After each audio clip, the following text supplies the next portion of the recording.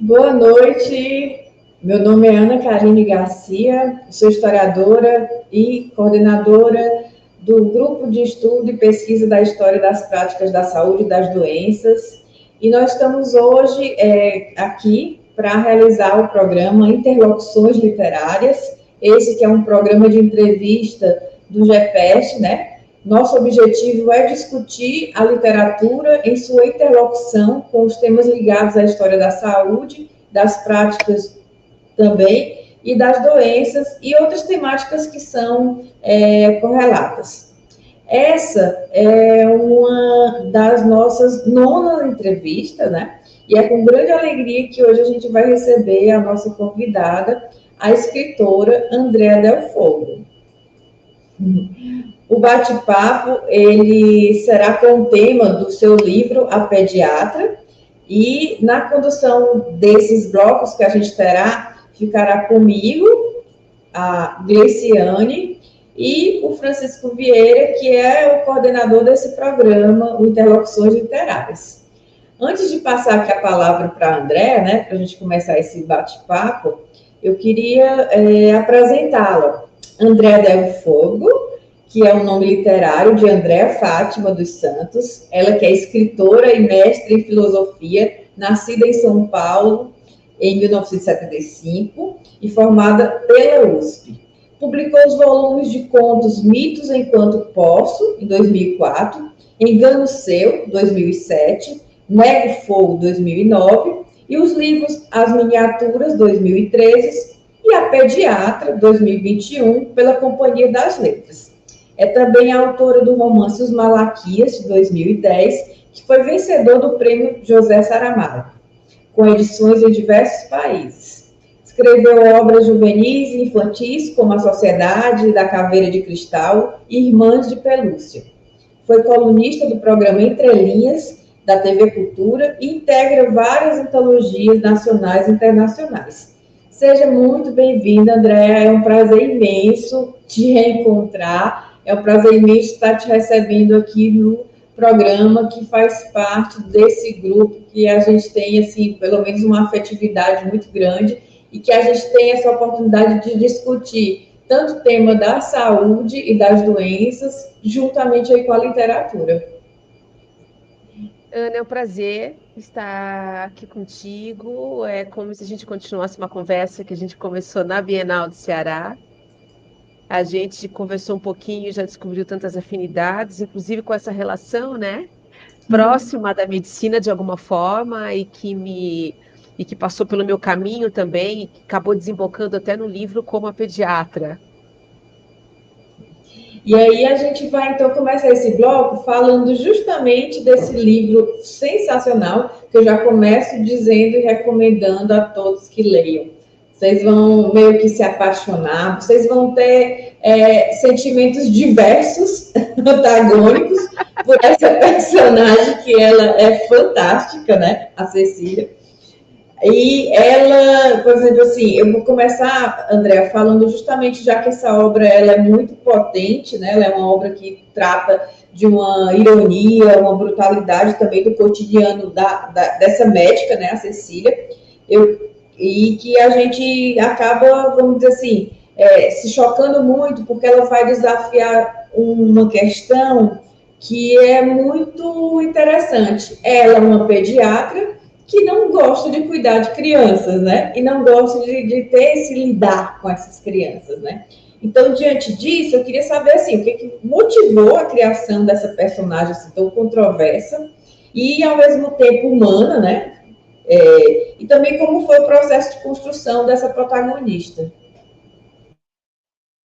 É um prazer falar sobre o livro, porque tem enfim, pega uma questão muito pessoal, que no caso é uma hipocondria, que por acaso amainou bastante e foi muito resolvida. Eu só posso fazer uma relação de causa e efeito depois que escrevi a pediatra. Fiquei menos hipocondríaca depois disso. Isso é uma outra questão, sim, que se pode conversar. Eu não acredito na escrita exatamente como terapêutica, porque eu acho que ela também pode desorganizar, acho que ela organiza, mas ela também pode desorganizar também.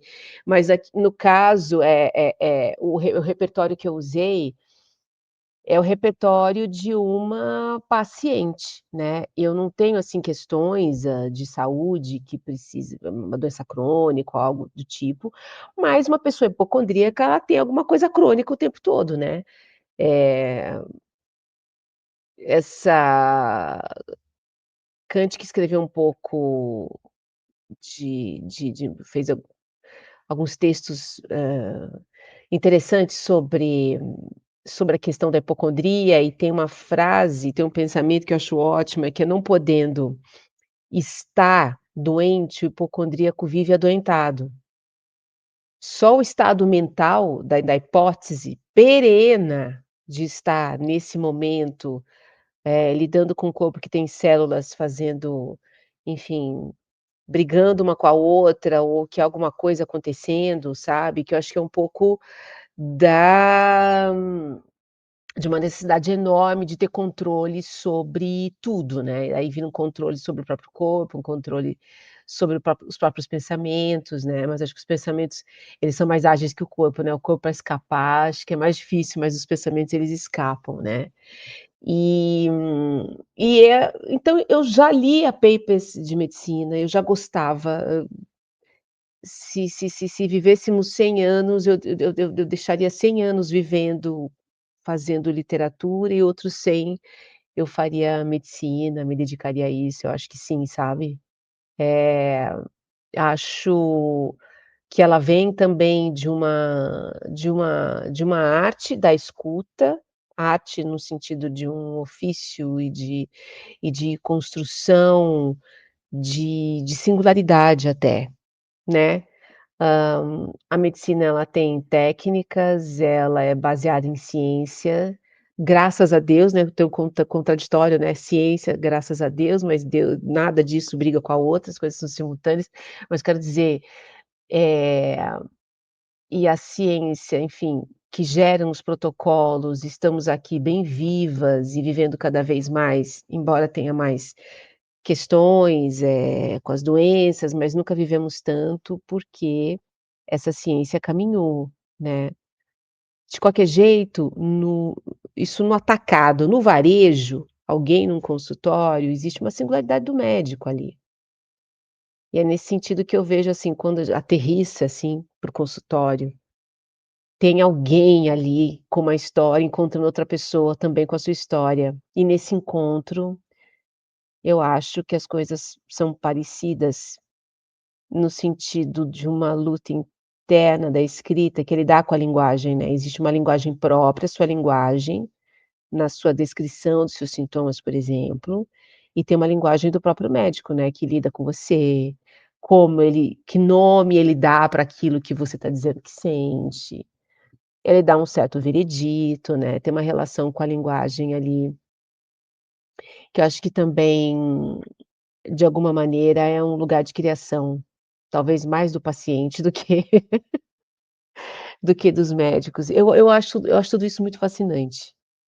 E a pediatra surgiu numa caminhada, eu caminho todos os dias, eu resolvo coisas oxigenando quando dou essa oxigenada mental, e enfim, por razões de saúde também, evidente, mas, e foi numa caminhada que veio a ideia, assim, pluft, e se eu escrevesse sobre uma pediatra que não gosta de criança? Não tinha a menor ideia do que isso significaria, nada, nada, mas a ideia, ela já era o suficiente para render trama, né, bastasse que a pediatra não deixasse de ser pediatra, e continuasse a detestar a criança, que a fricção iria acontecer, as fricções estavam garantidas.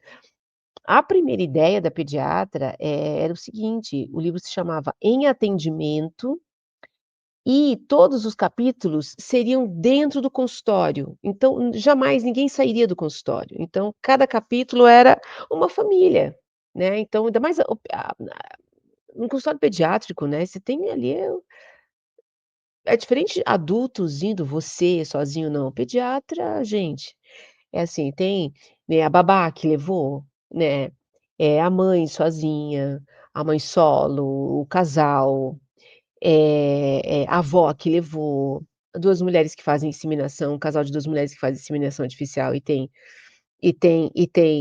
seus filhos, assim, como homens também gays, assim, que enfim, que também fazem, enfim, tem a possibilidade da barriga de aluguel, mas também da adoção. Famílias, sabe, as famílias. Então chegam no consultório uma família inteira, com uma expectativa inteira também. Porque filho e criança sinaliza futuro, né, então é muita coisa em jogo ali.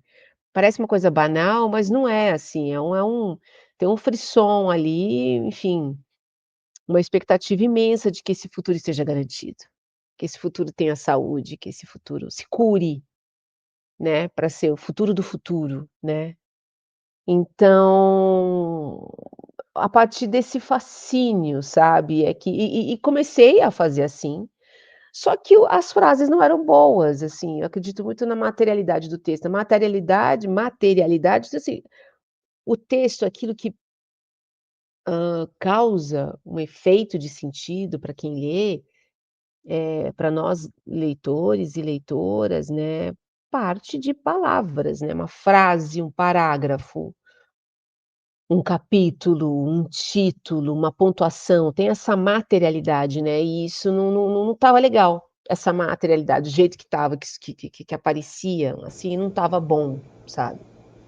E de repente comecei a fazer um exercício um pouco mais solto e surgiu essa primeira frase: "Atropelamos um gambá às 3 horas da manhã", e eu já aquilo já que sabe que uma médica, porque a ideia de médica que a gente tem, né, e médica pediátrica, se fosse uma ortopedista, cardiologista, pneumologista, mas a pediatra, a gente projeta a Nossa Senhora de Fátima, né, porque a mãe, nós somos latinas, né, a mãe, ela é uma deusa, né, e na cultura judaica também, enfim, muitas culturas mesmo assim, dessa essa coisa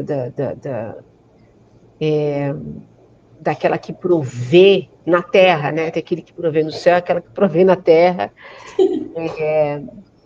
e essa ideia de uma médica, que não gosta de criança, ela brincar com essa coisa, né, de uma mulher então que não é santa, na verdade não é que ela não é santa, ela é uma pessoa normal e não há médicos santos, não tem a menor possibilidade, isso é um delírio, né.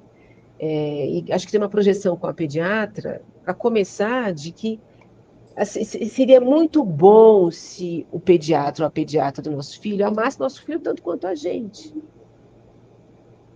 né, assim, se ele é bem tratado no consultório, essa consulta, aquilo vai convencer os pais que, no fim das contas, são aqueles que marcam a consulta e que pagam a consulta né, e que, ao fim das contas, é que escolhe, né, nós, né, nós, né, nós mães, os pais, nós escolhemos, né,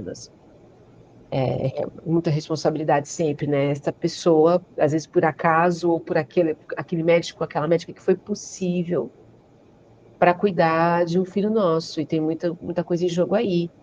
Mas a Cecília, ela, essa ideia dela já então uma pessoa, assim, não está dormindo 3 horas da manhã, está numa estrada para comprar um terreno essa hora, eu já achei isso estranho, e isso eu falei: "Ah, é aqui".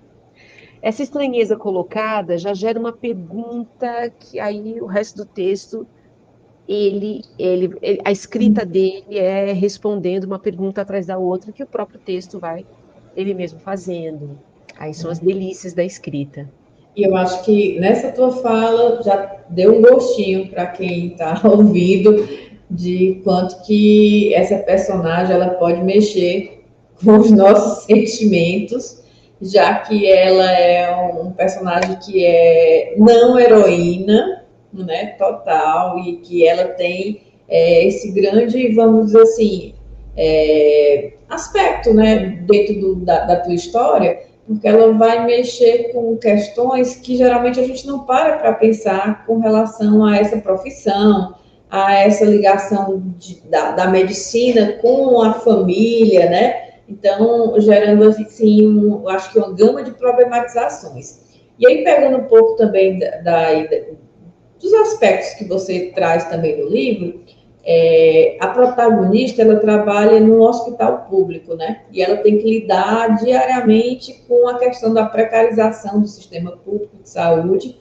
E há também aí um processo que não só dela, mas isso também é mostrado, de certa forma, pelos coadjuvantes, né, do teu livro, que é a questão do esgotamento físico, emocional, né, dessa rotina que é muito impiedosa, né, dentro desses hospitais. Aí eu queria te ouvir, assim, como a literatura, ela pode, então, contribuir para que a gente possa estar debatendo essa questão da saúde pública e do adoecimento dos trabalhadores da saúde, né? Porque a gente fala, quando a gente menciona geralmente a medicina, a gente sempre vê na relação paciente, né? E o médico, ou então paciente e enfermeira. Então a gente não pensa que esses também são humanos e eles também adoecem, né? E como, né? Quando eu fiz uma pesquisa, eu não conversei com médicos, né? Eu não entrevistei médicos. Eu fiquei acanhada para fazer isso quando eu percebi que o livro estava indo para um cinismo, né? Eu falei, bom, talvez a pessoa possa ficar constrangido ou achar que eu, enfim, que aquilo foi a forma que eu julguei a resposta. Questões muito pessoais e que esbarram na ética, assim, que me pegaram. Mas eu comecei a fazer pesquisa nas redes sociais, né, então eu procurei perfis no Instagram e perfis no Twitter. Isso foi em 2019, eu escrevi em 2019 o livro. E no Twitter eu acabei encontrando um grupinho e nesse grupo havia uma residente nas clínicas aqui de São Paulo da pediatria e sofrimento brutal. E assim, um perfil que havia poucos seguidores, né, e assim, eu encontrei na maior sorte. Eu não me lembro no que eu dei busca sabe, daí em uma palavra-chave, eu não me lembro que palavra que eu dei, mas cheguei ali. E era uma espécie de confissão, quase, eu seguia também o grupo, assim, e seguia sem dar pistas, né. Eles tinham a menor ideia que tinha uma escritora ali, observando aquilo e também me solidarizando muito, sabe, porque havia um cansaço, era remédio para acordar, remédio para fazer digestão, remédio para dormir, remédio para pensar, remédio, remédio, remédio, remédio, remédio, uma exaustão, um esgotamento, sabe, e pessoas jovens, né, "Nossa, tem alguma coisa aqui, isso aqui tá certo, tem que ser é isso, né, que vai formar, né, hã, aquele médico depois que, hã, quem cuida de quem cuida, para resumir, né. Qual é o cuidado, qual é o autocuidado, né. Então, assim, sabe que às vezes quando eu ultimamente, assim, quando eu faço minhas consultas, eu olho, assim, para o médico e penso: "Ele tá se cuidando", e tem pessoas que eu percebo, assim, que há um cuidado, e tem outras que eu vejo nitidamente a pessoa precisa de férias, né. E e nem sempre isso é possível, claro, isso é uma profissão e acho que isso também, a pediatra, eu tive muito retorno de médicos, não só da área da pediatria, mas essa descrição, de uma médica que tem uma vida mental própria e que ela é, entre aspas, "incompatível" com a sua profissão. Mas a própria personagem diz no livro: "A ciência, ela tem protocolos e o que eu faço é cumprir a ciência. Cumprindo a ciência, as coisas acontecem". Uma otite, ela vai, na maior parte das vezes, ser curada com antibiótico, e isso é ciência. Vai acontecer, e isso dá a margem também para ela ser o que ela é, assim, que são pessoas com históricos, repertórios dos mais distintos, que vão para uma universidade de fazer uma faculdade de medicina e que vai ter seu consultório, vai atender no hospital. E isso de alguma maneira humaniza, né, tira de um pedestal, acho que a gente tem uma relação, um pouco de imaginar o médico, a médica como uma sacerdotisa, um sacerdote, sabe, que sabe algo sobre nós e sabe, eh, e isso tem poderes na nossa imaginação abruptos, né. E mas no sentido também de alguém que tem pensamentos, bons pensamentos, pensamentos esqueci o nome, tem um nome para isso, assim, mas pensamentos ordeiros, vamos dizer assim, de manhã, pensamentos benfazejos, Uhum. da manhã à noite, vai almoçar com pensamentos benfazejos, passar a tarde assim, tá no trânsito assim, sabe, no estado meditativo e científico.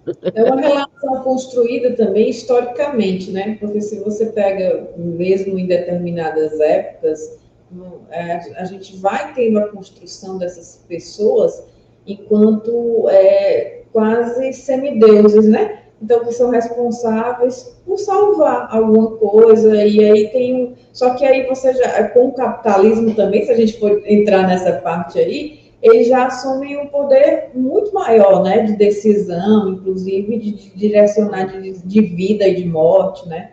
Impressionante. Bom, e num país, cristão, católicos ou evangélicos, ou um espiritismo que também é cristão, que acabou de sair IBGE, né, assim, realmente, assim, é um país, né, cristão, digamos, né, e Cristo é o médico dos médicos, não é isso? Uhum.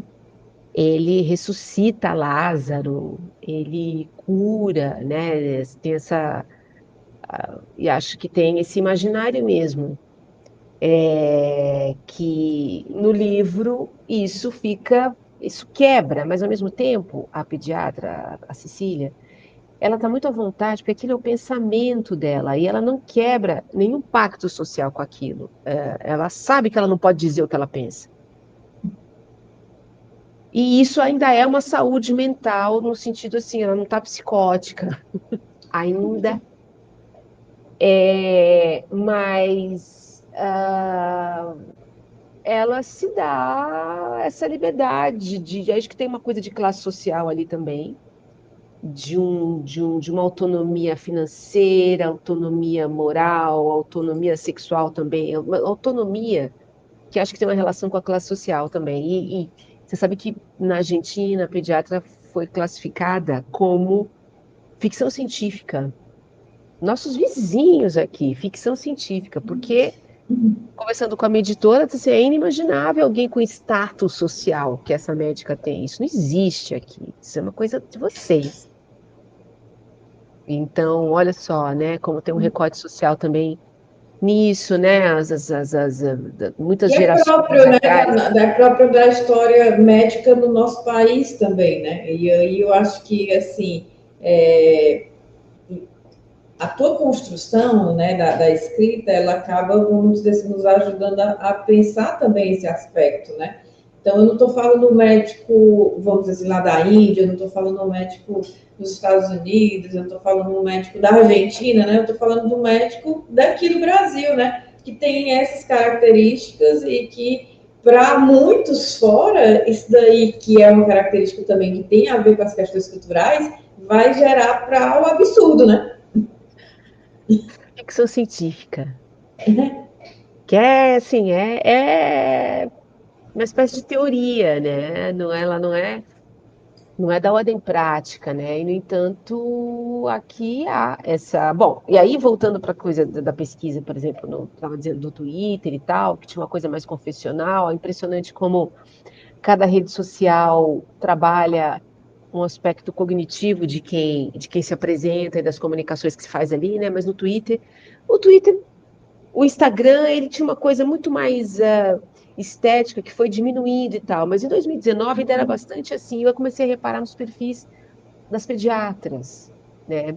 Então, como ela e quem ela vai atrair para ir ao consultório? A mãe, e essa mãe é uma mulher, e esses consultórios mais caros, em bairros como Itaim, zona oeste de São Paulo, são mulheres que têm seu bom dermatologista, ela tem acesso aos hospitais, ela tem acesso aos bons hospitais, e aos bons médicos, bem formados, tudo aquilo e tal, né? Então, tinha uma coisa da pediatra, do perfil ser muito parecido com uma de uma dermatologista, por exemplo. Tons terrosos, tons um pouco em cima, podia ser um editorial da revista Elle, sabe como? Os tons, a roupa, o corte de cabelo, a decoração em torno. E tudo muito aprazível também, tudo muito suave. Então, assim, com posts que qualquer mãe cairia de cara, assim, coisas do tipo, agora, começo de outono, quais são os sintomas que devemos observar nos nossos bebês de até 2 anos, né? Que é uma fase um pouco mais sensível para as coisas respiratórias. Vamos falar um pouquinho sobre isso. E aí, muito aberta e tal. E aí eu comecei a reparar em alguns, assim, na caixa de comentários, né? E aí, na caixa de comentários, aquela simpatia toda dissipava, assim, sabe? Então, não tinha resposta, quando tinha, era uma resposta completamente sem paciência. E aí, esse tipo de coisa eu fui pegando, né? Essa falta de paciência, um protocolo X ali. Claro, eu acho que tem mesmo, assim, posições que as suas ações no mundo pedem, né? Um juiz, existe um protocolo de ação, e não é à toa que há. Não é à toa. As coisas precisam ter uns certos espaços para uma organização mesmo, mental, ainda mais coisas muito delicadas, né? Um médico, um professor, né? Um piloto de avião, uma enfermeira. E falando em enfermeira, bom, não sei se eu estou seguindo muito rápida, porque eu me lembrei da mãe da Não, Cecília, que é uma pode falar. enfermeira e que ela tem rejeição. Não tem nome a mãe no livro, né? Não tem nome. Não tem. E é uma enfermeira que fazia plantão, o pai, o endocrinologista pediátrico, que cuidava sempre de, enfim, estava sempre à disposição Qualquer 24 por horário, né? 7, Qualquer dia. com o celular, qualquer horário, qualquer dia, e um homem que ela admira, ela tem ele como um médico de verdade. Este é o médico de verdade, né? E ela ficou muito sozinha, uma infância sozinha e tal, sem muita presença dos pais. Mas tem uma coisa do poder também, né? O pai tem, então, um consultório, ele tem um andar no edifício comercial, onde já tinha o consultório dele, e estava lá praticamente o consultório pronto, era só a Cecília abrir o seu. Mas a mãe, ela não tem voz, não tem, né? Quando ela tem um momento que ela, no livro, que ela acaba pesquisando uma escolinha infantil, não sei se é bom dar o spoiler, mas tem um momento em que ela vai atrás de uma escola infantil e ela quer pesquisar como é que as coisas funcionam nessa escola infantil. E, por outras razões, que faz parte disso, ela tem. Bom, eu vou ter que dizer isso. Ela se apega de um jeito muito peculiar a uma criança. X. Essa criança se chama Bruninho, estuda nessa escolinha que ela foi pesquisar como é que as coisas estão lá dentro. A mãe dessa criança é uma advogada e ela faz uma referência, né, digamos, é uma advogada para ter, é como se fosse uma enfermeira e assim, se ela fosse uma juíza, estaria no mesmo patamar que ela, uma médica. Mas uma advogada é como se fosse uma enfermeira do direito. Ela não, ela estava no lugar de julgamento, assim, como se fosse estivesse num patamar mais alto. E, Ana, assim, eu nunca. A escrita é um gesto de uma espontaneidade, de abertura e tal, mas as coisas se repetem um pouco nos meus livros desde o início, assim, a questão do trabalho. Eu tenho estilos muito diferentes de um livro para o outro, eu poderia ter um pseudônimo para cada livro, mas tem a questão do trabalho em todos, todos, todos, até nos infantos juvenis. Mas isso outro dia eu li, na verdade, num trabalho acadêmico que fizeram sobre um livro meu, que foi o segundo romance, chamado As Miniaturas, e alguém citou isso, e isso me deu um. Falei, nossa, que bom, a gente não consegue muito saber o que está fazendo, o que faz. E assim, André, poxa, Acho que eu continuaria muito, muito ainda essa conversa, porque eu sou suspeita, né? A Pediatra é um dos livros meus favoritos, né? E também é um livro que também mexe muito com questões, não por questões dela como pediatra, mas questões pessoais de autoestima, de tudo, né? Que ela tem, de uma característica de uma questão, de uma relação familiar difícil. Então, eu poderia ficar aqui com vocês horas, mas a gente está encerrando então esse bloco. Vou passar então para o próximo bloco, que vai ser com a Gleiciane Souza. A Gleiciane vai então começar esse nosso segundo bloco aí com você. Obrigada, Ana. Então, Andréia, querida, mais uma vez, é um prazer, estar com você nessa entrevista. E nesse segundo bloco, vamos tentar explorar algumas questões que eu acho que você já adiantou algumas coisas e dá mais ainda a curiosidade de saber como é que você vai compartilhar com a gente da tua perspectiva, né, do que você escreveu. E aí eu fico pensando, né? Nesse segundo bloco, a gente vai falar um pouco sobre a questão da maternidade, que também atravessa aí essa personagem, né? A medicalização, né, da infância e também sobre a sua imersão, né, que você já adiantou bastante para a gente, nesse universo médico, né? Nessa dinâmica da medicina, né? A primeira pergunta, né, eu vou trazer um pouco dessa questão da maternidade. Você falou que, no começo, que você também estava preocupada em pensar a individualidade daquela médica, dessa profissão, mas quem é aquele indivíduo, né? E eu achei bem interessante que você já trouxe para a gente essa questão de como a gente idolatra ou torna quase um mito esse profissional, né? E que tem a ver, claro, com a nossa cultura, né? Então, me parece, né? Eu li seu livro, acho que tem uns 3 anos. O meu analista na época tinha publicado no Instagram dele e fez lá umas referências bem legais. Aí eu disse, eu acho que eu quero ler. Então, eu li já tem um tempinho. Então, é bem interessante voltar porque foi bem marcante, né? Li num fôlego, acho que é uma delícia de ler. E aí eu fico pensando, quando você fala, né, dessa desmistificação, ela tinha que ser uma pediatra que gosta de criança, não, você traz justamente essa fricção, não é?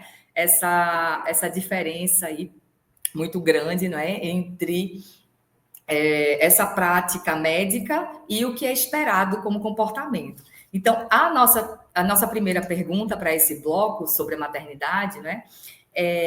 O que é que a gente poderia te perguntar, né? Se a maternidade ou essa negação dela, ela aparece como um tema central no livro, é bem evidente, né, para a gente que teve algum contato, né, com a obra, não só por você já ter introduzido, né, que a Cecília, ela é uma pediatra que não gosta de criança, né, como a tua primeira ideia de ter escrito o livro, para ter escrito o livro.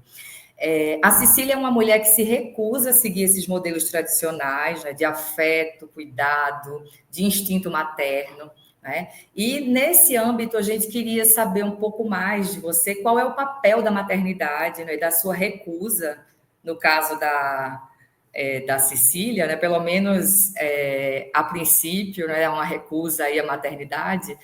Qual é esse papel da maternidade dentro da trama e o que ela revela sobre as pressões sociais, né, colocadas no corpo feminino? Nossa, é uma conversa imensa, né? A personagem, ela recusa a maternidade porque ela percebe uma infância através do pai dela, de uma infância, por exemplo, de uma infância que pode ser muito exigente, pode exigir muito da mãe, um cuidado imenso. Como, por exemplo, ela percebe com as mães das crianças com diabetes tipo 1, que são mães que acordam de madrugada para corrigir o índice glicêmico do filho, cumprindo o papel do pâncreas do filho, assim, um alerta, assim, tem que fazer essa correção. Foi num grupo de mães de crianças com diabetes tipo 1 que descobriu o termo mãe pâncreas, e que a Cecília usa de um jeito horroroso no livro. E assim, não sei se isso fica claro, mas assim, é claro que para mim esse livro é uma crítica imensa ao modo de pensar o cuidado. É o cuidado em crise total. E acho que ela não tem não vê nela a disponibilidade nenhuma assim de ceder qualquer tempo seu para esse cuidado. Então não é que seria uma mulher desavisada, uma mulher cujo pai é pediatra, ela percebe ali muitas do curso assim, o que as surpresas, né, e a intensidade dessa relação é muito forte, né? Ela mesma, tendo sido filha, estando também na relação materna, só que como filha, né? Porque acho que todo mundo tem uma relação, vive a maternidade, mesmo não tendo filhos, porque esteve do outro lado da situação, né? E a maternidade, ela sempre nos alcança, porque é o materno, a maternagem que nos chegou, né? E isso é uma coisa de uma transferência absurda. E é como se ela não tivesse. Eu tô aqui pensando alto, né? Mas assim, acho que ela não tinha, não teve, não tinha o alfabeto dessa transferência também, sabe? Desse tipo de doação. Muito ensimesmada e ao mesmo tempo uma fragilidade absurda. Ela mesma está adoecida, ela tem uma fibromialgia e ela começa a ter umas crises. No começo do livro, dá uma mainada crise, depois, quando ela tem uma situação X, lá adiante, essa crise começa a vir outra vez. É uma pessoa que, com possibilidades de ter uma vida mais significativa e mais ampla, ela não viaja para lugar nenhum. Ela não cultiva amizades, ela não vai a um restaurante, ela não lê um livro, ela não vai andar de bicicleta, ela sai do consultório, está no carro e começa e tem. Bom, ela aparece então no hospital, que é um hospital no Itaim, é um hospital privado, em que frequentam assim, mulheres que pagam uma grana pelo parto natural, por exemplo.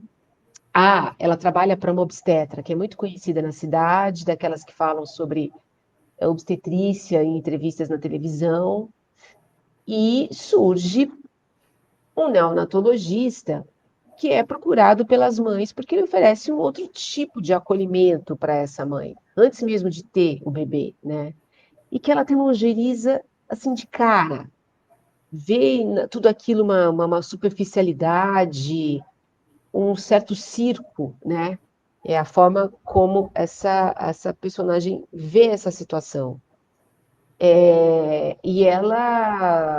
de novo, né? Era alguém que era esse neonatologista, era alguém que tinha uma coisa um pouco mais física até com o bebê, assim, sabe? De se aproximar da mãe no pós-parto, ficar com aquele bebê no colo, e não colocar a toquinha e já entregar e papar cada um, sabe, feito o trabalho, cada um dispersa e tudo mais, né? E ali também é uma rejeição àquilo também, né?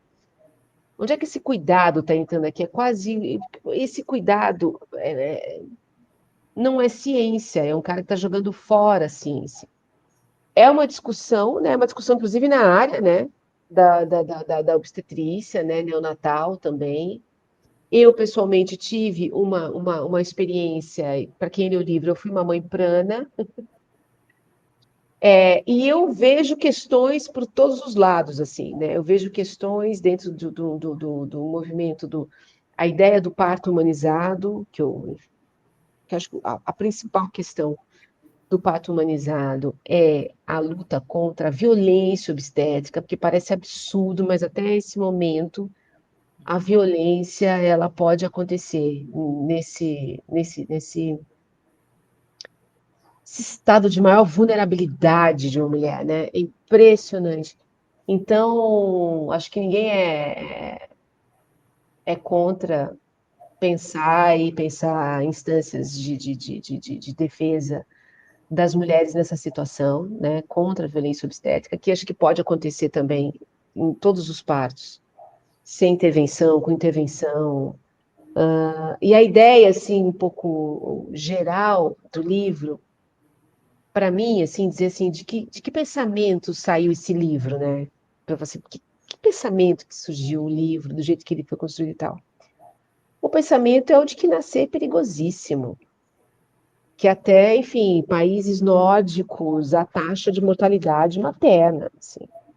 Assim como 2 e 2 é 4, de tantas mulheres, sei lá, de 1.000, eu vou chutar um número, né? Sei lá, 100 mil mulheres, uma evoluirá a óbito, eu adoro esse termo, evoluir a óbito. Evoluirá a óbito, assim, ou seja, tem alguma coisa do imponderável ali, sabe? Do não previsto, o termo intraparto, que eu acho belíssimo. Tem ali as contrações, tem todo um preparo, e tem um momento do intraparto em que assim, os dados são lançados ali. Uma gestação muito saudável até ali pode ter alguma questão, uma gestação muito complicada, ali pode não ter nenhuma questão. Que é isso? Não sei se eu te respondi. Sim, eu acredito que você vai atravessando essas questões que a gente traz, né? Não necessariamente a ideia principal de maternidade, eu acho que ela está circundando, não é, na história. Eu acho que você fez assim um caminho maravilhoso, porque eu acho que isso fala do entorno da obra de maneira geral mesmo, né? Então, não só uma dinâmica própria da personagem, mas de toda a trama sobre ter Sim, filhos ou não, sim. sobre o cuidado, né? Assistência, o cuidado em relação às mulheres, Isso. sabe? Não só o parto, sabe? Um exame ginecológico, sabe? Os exames, assim, o que que é uma mamografia, né? Assim, um desconforto absurdo, a gente, enfim, eu gosto de imaginar que a gente isso poderia já ter avançado de alguma maneira, mas todas as intercorrências, as mulheres também se submetem a procedimentos dolorosos por estética também, enfim, em todas as camadas, né? Uma pressão que as mulheres têm, e uma pressão também autoimposta, e acho que, principalmente na primeira gestação, porque na segunda você já é mãe, né?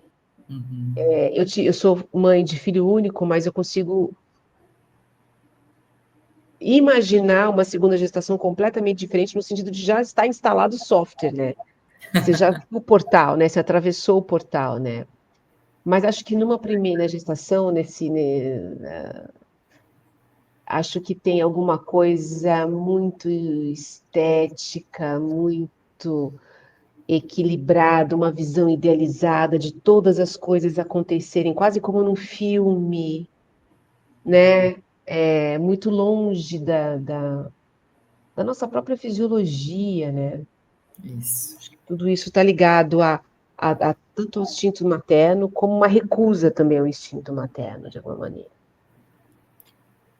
Obrigada por essa complementação também. Na segunda pergunta aqui, não é?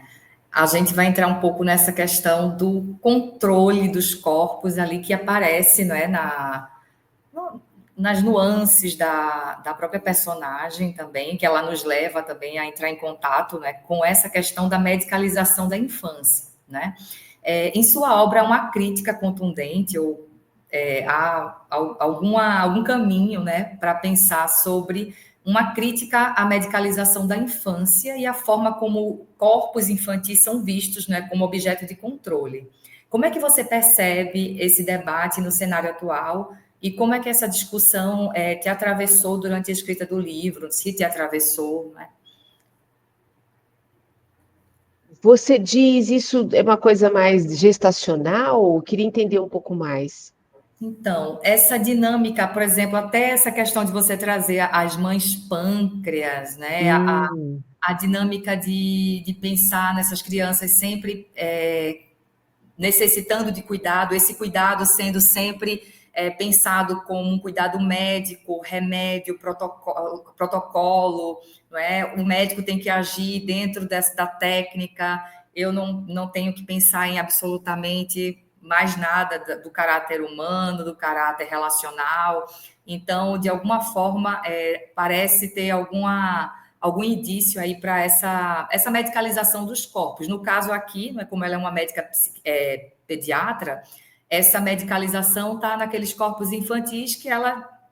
eu tenho que fazer, você até falou, né? Eu vou usar o antibiótico e isso vai surtir efeito. Então, uma dinâmica bem controle, medicalização e essa estrutura hierárquica de poder que se mantém. Se de alguma forma como é que você pensou sobre isso? Se isso tem um caminho aí nas tuas preocupações, né, da escrita?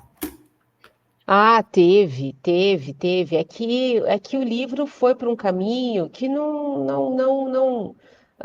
Por exemplo, falar mais dos remédios, por exemplo, ou mais das intervenções médicas que podem acontecer com os bebês na neonatologia, ou mesmo quando o pai dela adoece, tem uma pericardite, avançar um pouco mais nisso.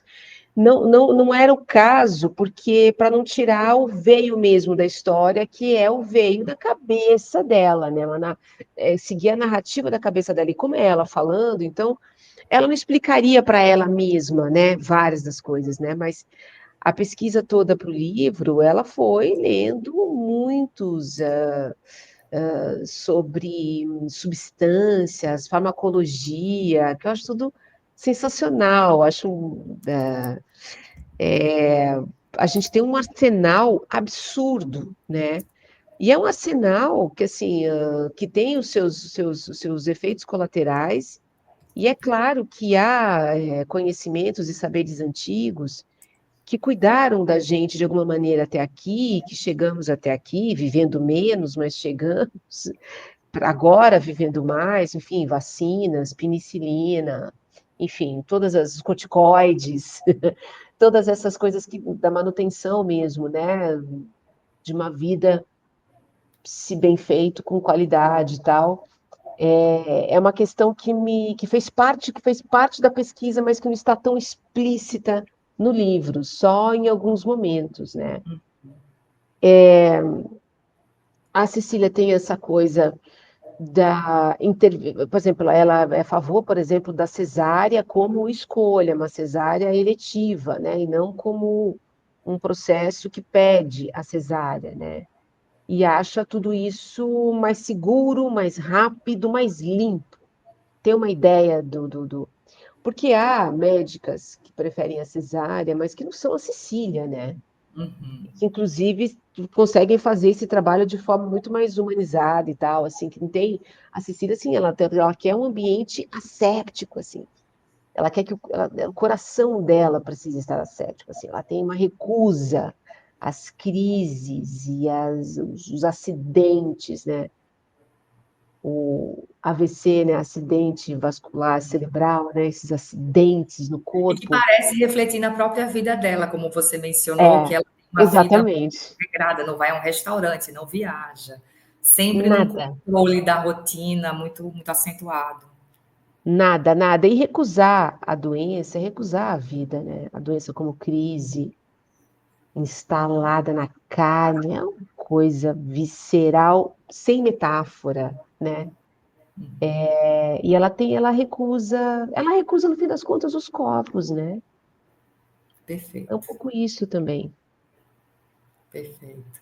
Acho que a gente encerra esse bloco agora, né, com essa recusa dos corpos que você deixa aí para a gente, né, como essa chave também para pensar, né, como essa personagem tão cheia de contradições e com uma reflexividade tão rica, não é, das contradições humanas, nos ensina também, não é? Não só ver uma médica, pediatra, como alguém superior acima, né, do humano, mas como alguém cheio de contradições, que fez escolhas baseadas nas circunstâncias, né, no favorável, que é a realidade de muitos, na verdade. Né? De Mas uma cardiologista que não foi com a sua cara, mas está te medicando certo. isso mesmo. Obrigada, querida Andréia. Vou passar agora para o Francisco para a gente ir para o terceiro e último bloco, tá bom? Boa noite, Andréa. Boa Tudo bom? noite. Boa noite. Tudo. Nesse terceiro e último bloco, a gente vai tentar. Já foi muito falado durante todo esse percurso da entrevista, né? Houve muitas pontas sobre o questionamento ético dela, né? E desse exercício da medicina, né? E como foi essa recepção do público. É, Na personagem, em meio desse cansaço extremo, e esse desencanto da protagonista, né, a Cecília, há também momentos de grande introspecção, né, e questionamento ético dela no livro. Como é que você enxerga essa relação de ética, afeto e responsabilidade no exercício da medicina retratada no livro? Olha, bom, logo no começo do livro, assim, nas primeiras páginas, ela comete um erro ético grotesco, né, que é estar fazendo parto, na presença do parto do filho do amante dela, que é um homem casado. E, assim, no próprio setting, digamos assim, onde isso acontece, né, eles ainda se tocam no banheiro enquanto a parturiente acabou de ter sido, assim, de ter tido laceração pelo parto. E ela é que vai fazer a sutura dessa mulher. Sim, rompeu, né, assim, é tudo muito violento, né. E acho que tem alguma coisa, acabei de falar, por exemplo, da recusa dos copos, ao mesmo tempo que essa recusa dos copos deixa os copos porque os médicos têm um acesso ao nosso corpo. Isso é ao nosso corpo vivo, né. Pense numa cirurgia, o que que é isso? Acho que também esse des esse de deixar o corpo como algo pensar o corpo como algo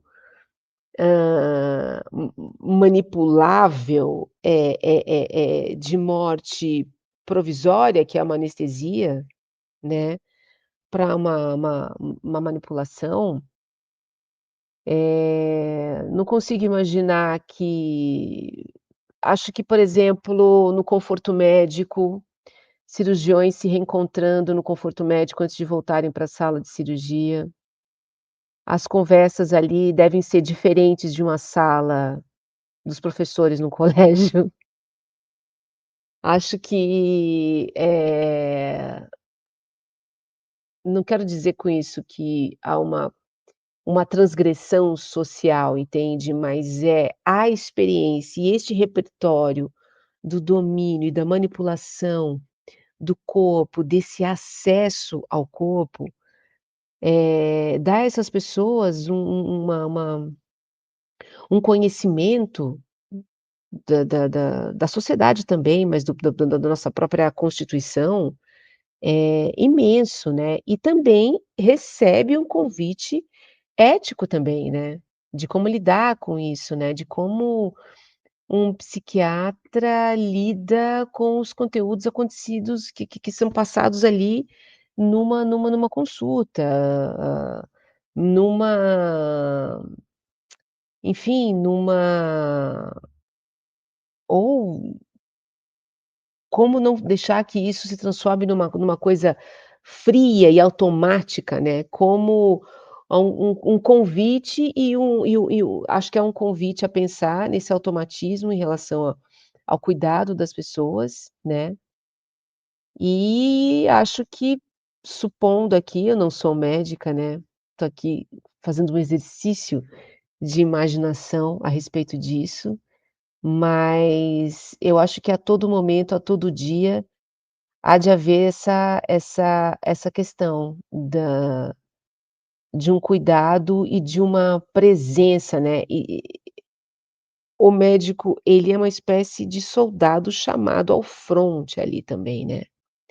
A presença, num procedimento médico, ela é fundamental, a presença total, assim, né, a de atenção, de tudo isso e eu imagino que haja um esforço absoluto para que esses, atendimentos tenham um mínimo de qualidade, Ainda que haja dias terríveis na vida pessoal de cada pessoa, muitas vezes todos os dias é um dia terrível, né, esse esforço. Então, ao mesmo tempo que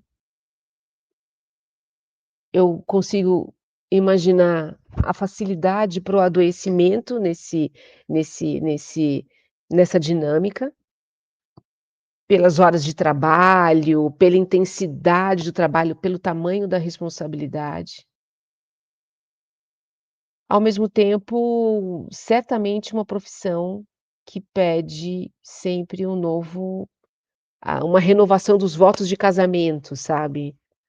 Me parece, assim, depois ficando mais próxima dos médicos, porque comentei isso com a Ana depois, né, e eu assisti a uma durante a quarentena, durante a covid, eu fui aluna ouvinte de uma aula da Fabiana Carelli, que é uma professora da letras, de literatura comparada, da USP, e ela, junto com o Carlos Eduardo Pompilho, que é um professor de medicina e é médico também, eles criaram e o Hélio Plappler, que é um médico cirurgião aposentado, eles, montaram o GENAM, que é um grupo de estudos de medicina, de literatura, medicina e narrativa. E aí, eu estou pensando alto aqui contigo e lembrando questões que são colocadas no grupo, né. Não sei se eu estou me alongando muito, talvez você tenha uma outra questão, mas é porque acho que talvez Não, tá interessante. essa questão com o GENAM discute exatamente a relação, das humanidades na ciência do cuidado, né. É uma ideia que surgiu da medicina narrativa, que foi um projeto da portuguesa Rita Charon. Ela, médica, foi fazer um doutorado em literatura e pensou numa dinâmica em que os residentes escrevessem não só o prontuário médico, mas também um conto daqueles pacientes, para pensar depois junto esses 2 trabalhos, né. E depois, ao final disso, diminuiu uma boa porcentagem o estresse médico e diminuiu também o número de dias de internação dos pacientes, né. E a partir disso, a medicina narrativa já há vários outros grupos de medicina narrativa no Brasil, eu conheço pelo menos outro, eh, e de médicos, atentos à linguagem, né, à linguagem, a as relações, humanas no consultório, as relações humanas do cuidado. Há uma coisa a proximidade mesmo da medicina como uma arte do cuidado, o cuidado como arte. A ética como cuidado, né, ética e estética como cuidado. E isso com toda a exigência de presença que ela impõe, né, tal qual um artista pintando uma tela, um um é muito difícil que com uma presença, a conexão não se faça e que haja ali, e que e escuta a partir daí, a partir de uma presença maior, que essa escuta não transforme uma consulta em algo em que haja uma troca de conhecimento e até uma esteira mais, digna e efetiva para a própria ciência, para a própria ocorrência da ciência ali, para a própria aplicação dela, né. Enfim, são questões todas André, muito fala assim, tudo fica muito aéreo, né, muito pouco palpável, assim: "Ah, mas tá, então como que é exatamente isso? Então tá, entrou um paciente, consultório e tal, e aí, faz o quê?". Essa é a grande discussão. uma grande discussão. E por fim, a gente gostaria de ter uma versão digital no Kindle.